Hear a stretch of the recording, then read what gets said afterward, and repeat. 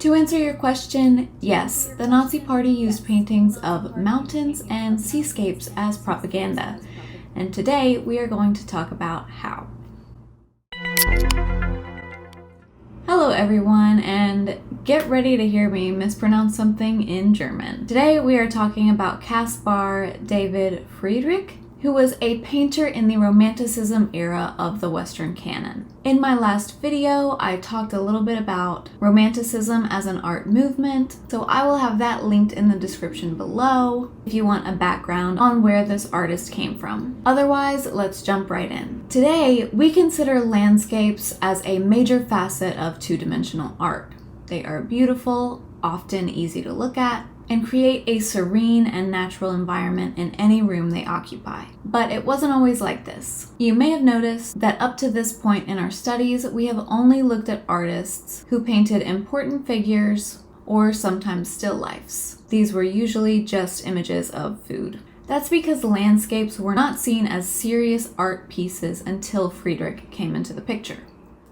Friedrich was born in 1774 to an area that is now northern Germany, and started his painting career in the early 1800s. Secondary to his world-class chops, Friedrich specifically painted landscapes, but I just know he was feeling himself when he did the self-portrait.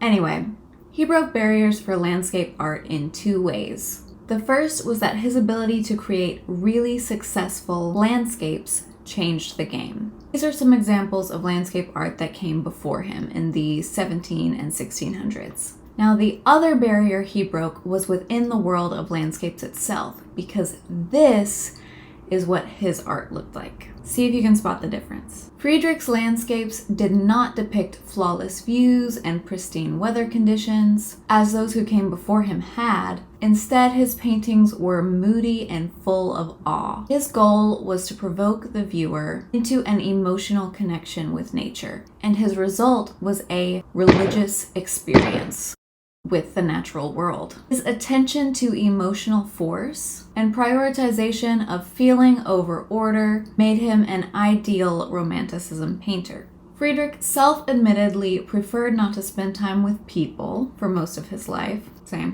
which is the reason many of his paintings feature a solitary man within nature. However, after his marriage in 1818, he made a few exceptions and featured her in several of his artworks. Romantic indeed.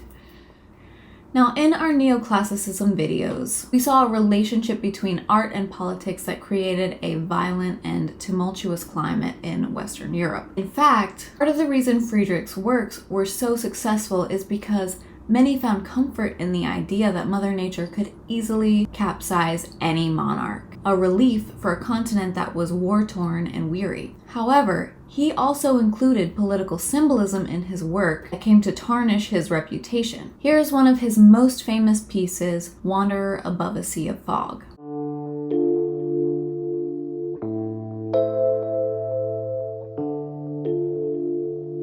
This oil on canvas was completed in 1818, and the political symbolism here is all in this fit. This was the common garb in Germany's wars of liberation. In short, these were stands against Napoleon Bonaparte's French Empire. But including the uniform in this painting was seen as a stance against the reigning German government of the time. But this reference is quite subtle. Although the audience would have been able to spot it at the time that it was painted, it's not an overt military stance by any means. And because this reference was so subtle, yet nodding towards German independence, the Nazi Party later used this piece as a symbol of German nationalism. TheArtStory.com says that Friedrich's work was adopted and abused by the Nazi regime.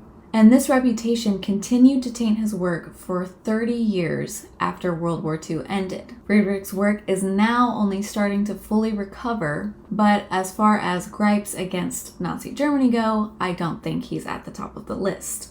This is definitely not the last time we will discuss a fascist government twisting artwork to fit or oppose its own ideals. And as we've seen, there are still more artists who proudly paint political propaganda. But the twisting of this painting's message seems particularly egregious to me as the Romantics actively went against this idea of order and clinged much more to emotion and feeling. That is all the art I have to share with you today.